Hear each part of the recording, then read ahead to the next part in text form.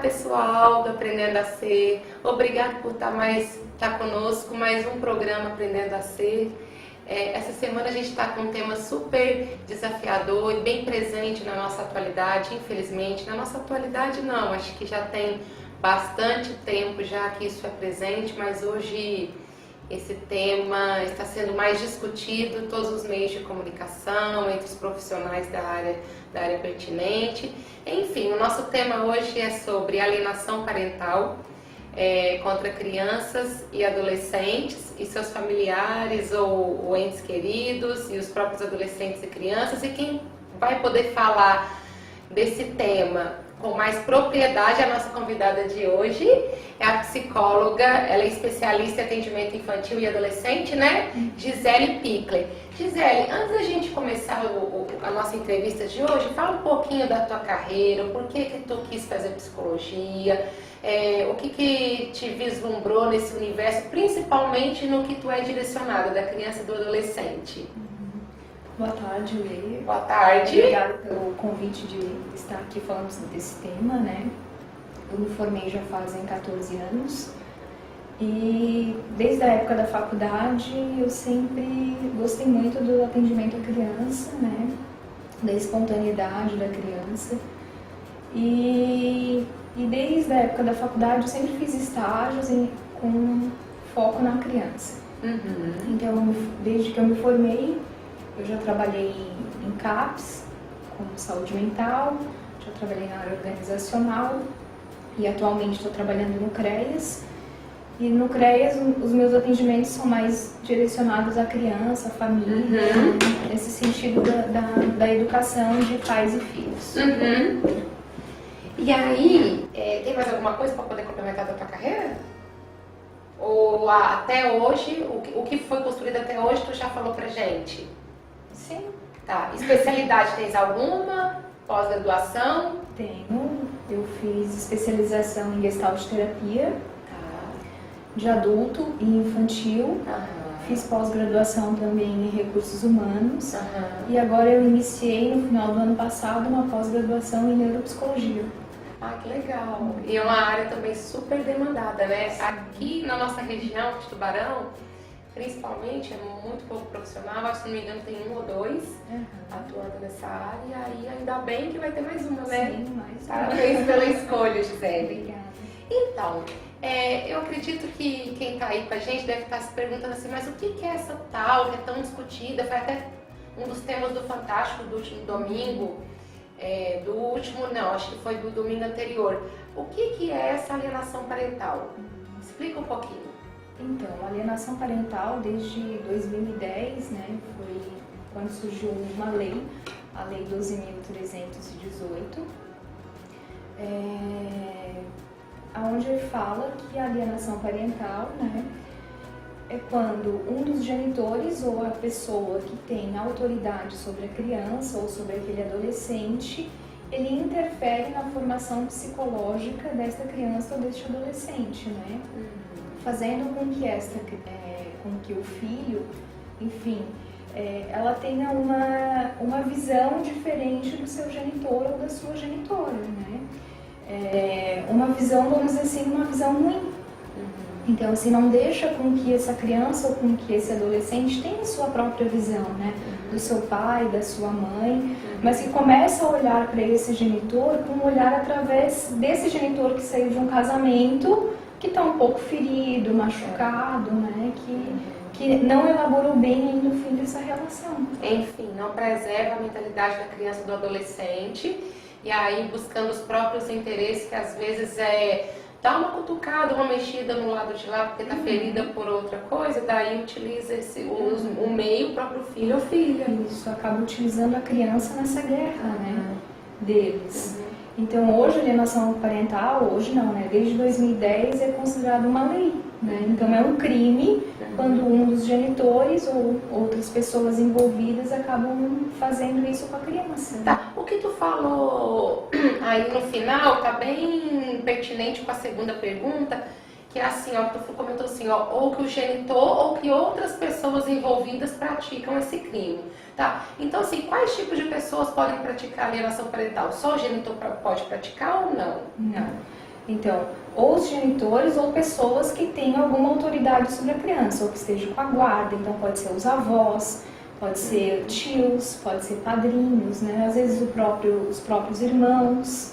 Então, assim, aquela pessoa que está cuidando, que está com a guarda daquela criança e que acaba falando mal, né, de um dos genitores, é a pessoa que pode fazer essa alienação parental.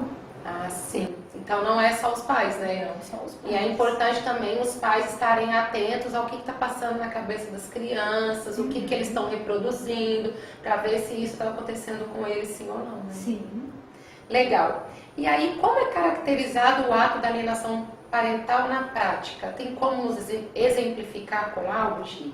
Sim, então assim, quando algum dos genitores, né, ele desqualifica, né, o pai ou a mãe, né, um exemplo, às vezes quando a mãe acaba não recebendo, muitas vezes a pensão, né, que esse é um dos grandes alvos, assim, com relação aos filhos, né, às vezes fala pro filho, se fosse tu não ia pra casa do teu pai porque ele não paga a tua pensão, né, ou às vezes o pai, né, fala mal da mãe, né, tua mãe ela nos abandonou, então agora tu vai querer ver ela, né, então assim, isso acaba dando uma insegurança pra criança, né.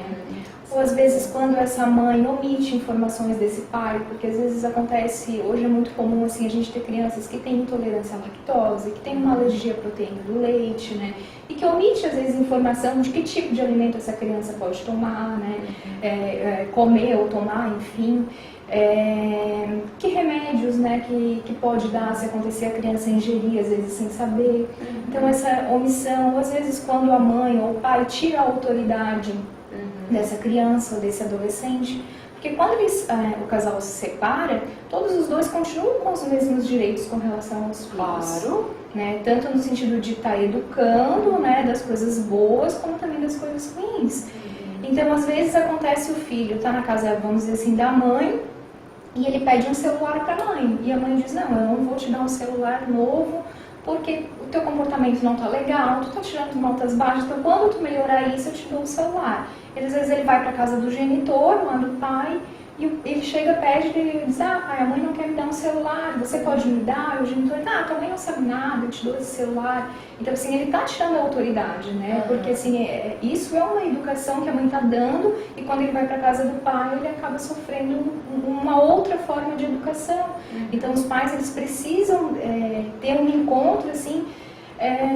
Respeitar o papel de cada um, né? Né? A mãe tem que respeitar o pai por ele ser pai, pelos direitos e deveres que ele tem e vice-versa. Só que isso é muito difícil, né, na prática? Muito difícil. Ainda mais quando está recente a separação.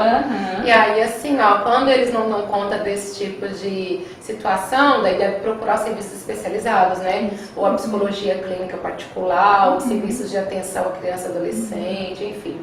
É muito importante, né, Lei, quando acontecer, assim, muitas vezes, é claro, né, que na hora que a gente tá com mágoa, enfim, mas assim, é muito importante hoje em dia, assim, quando a gente pensar em se separar, que a gente percebe, assim, que tem essa necessidade, muitas vezes de procurar uma ajuda, né, de procurar um psicólogo, um terapeuta familiar, né, para saber, assim, como lidar com esse filho. Né? Pra ter uma orientação, né? Porque senão muitas vezes a criança ela fica jogada de um lado para o outro, né? Às vezes os pais acham que a criança não está escutando e a criança está, né? Porque eles são muito espertos, né? E às vezes a gente acha que não estão e às vezes eles estão no quarto brincando, não prestando atenção, então prestando atenção. Sim. E às vezes essa falta de informação e de orientação pode acarretar traumas eternos ou danos, enfim. É bem o que tu colocou, né? Quem está passando por um momento tão delicado, que é uma separação, realmente o mais aconselhável é procurar serviços de atenção à família, à criança e adolescente. Tá. E os pais que se veem de vítimas da alienação, eles podem usar algum recurso legal? Sim, eles podem procurar um advogado, né, para estar instruindo, né, quem sabe rever a questão da guarda, como também até o auxílio de um psicólogo, né, para aprender a lidar com toda essa angústia, com todo esse sofrimento, porque a alienação parental gera muito sofrimento, Sim, né? sim, sim. Então, assim, a gente está procurando, quem sabe, esses dois profissionais. Até mesmo porque eu acho que gera mais sofrimento porque a criança, ela fantasia muitas coisas, ela não tem muita percepção da realidade. A realidade dela é meio distorcida. Então, aí o outro lado se vê assim, poxa vida, o meu filho ou minha filha vai cair na lábia do pai ou da mãe e eu vou ser prejudicado eternamente, porque como é que a gente vai garantir o futuro? E aí isso deve gerar uma angústia assim, ó, tremenda. Tá, e aí quem sofre com alienação parental, Gi? Assim, a família toda sofre, mas quem mais sofre é a criança, né? Porque ela acaba perdendo muitas coisas na separação dos pais, né? E muitas vezes esse vínculo com o genitor ou com a genitora, então assim, faz com que gere muito sofrimento e muitas vezes trauma para uma vida inteira de uma criança, né, e de um adulto. Porque quem quebra o vínculo, né, para depois refazer é muito difícil. Muito difícil, e principalmente às vezes até perder fases da nossa vida na infância, né, com esse pai, de ir num passeio, de ir num parque, jogar futebol, jogar um vôlei, ir numa praia, né. Então quem perde com tudo isso é a criança, que às vezes vê o amiguinho fazendo e ele também tem vontade de fazer, mas não pode porque rompeu o vínculo com a mãe, ou rompeu o vínculo com o pai. E assim, ó, mesmo que depois seja reparado, ainda deixa algumas sequelas. Isso é bem delicado. Então, o que a gente puder evitar para fazer é o melhor. Como tu disse. Tá. E a criança, a alienada, pode apresentar qual tipo de comportamento que demonstre assim, que ela está sofrendo alguma alienação parental? Tens algumas amostras assim, de comportamentais? Muitas vezes a criança, ela começa a se isolar, ela fica mais quietinha, né, mais trancada dentro do quarto, né, às vezes não quer ir almoçar junto com a mãe, ou com o pai, ou com o familiar. Ela começa a apresentar tristeza, ela começa a apresentar insegurança, medo, muitas vezes dificuldade na escola, né, às vezes as crianças elas refletem isso na escola, né. Muitas vezes dificuldade em limite, dificuldade, né, com a questão da frustração, né, então uma baixa tolerância à frustração. E muitas vezes, né, Denise, numa questão assim, às vezes até um pouco mais forte, a questão até de pensamento e comportamento suicida mesmo, né, de estar vendo todo esse contexto assim, que esse pai e essa mãe estão gerando, né, todo esse sofrimento, toda essa mudança na vida familiar e principalmente na vida da criança. E às vezes até comportamento suicida, quando chega na adolescência, né, a questão das drogas, a questão, né, da bebida. Então assim, é mais fácil às vezes a criança encontrar lá na droga, na bebida ou com amigos que já estão envolvidos nisso, às vezes um carinho, que às vezes ele não tem lá com o pai e com a mãe, né? Uma atenção, que às vezes ele não tem lá. E assim, Gisele, isso normalmente acontece quando a pessoa, o adolescente começa a se perceber como um ser, né? Uma pessoa do mundo, e aí ele começa até a se ver como um problema. E quando ele acha que ele não vai nunca proporcionar a solução para o problema que ele criou, isso pode realmente levar ao suicídio. Porque muitas vezes a criança ela acha que ela é a culpada da separação dos pais, né? E muitas vezes tem pais que culpam a criança, né? E é normal esse pensamento da criança, porque ela não tem maturidade para poder entender como que acontece o relacionamento adulto. E daí o problema, né, Denise, como você estava falando, é quando chega na adolescência. Porque daí ela vai se ver lá no mundo e daí ela vai começar a entender aquilo que aconteceu com ela. E daí muitas vezes alguns conseguem se diferenciar dos pais e ter uma outra visão com aquilo que aconteceu com ela. Legal. Foi muito esclarecedora a entrevista, eu te agradeço imensamente. Obrigada, pessoal, que esteve com a gente aí. A Gisele agora vai deixar os contatos dela, do consultório dela, do Instagram, do Face, do WhatsApp. Fala aí para a turma, Gisele, que está nos assistindo, quais são os seus contatos para se alguém quiser procurar alguma ajuda, alguma orientação. Sim. Então, eu atendo em Tubarão, meu consultório é em Tubarão, no EJB, na sala 505. E o telefone de contato é 9906-6714. Ok. Tem página no Facebook, no Instagram? No Face tem. Tem a Gisele? Gisele Pickler. Gisele Pickler, para quem quiser usar a internet para contato com ela. Ou mandar mensagem pelo WhatsApp, também eu respondo. Ok. Obrigada, Gisele. Obrigada também pelo convite. Quem quer rever essa entrevista ou rever algum conceito, depois, além do ao vivo, vai ficar gravado no site www.tvrsul.com.br ou no YouTube, através do link Aprendendo a Ser, entrevista com Gisele Pickler sobre alienação parental.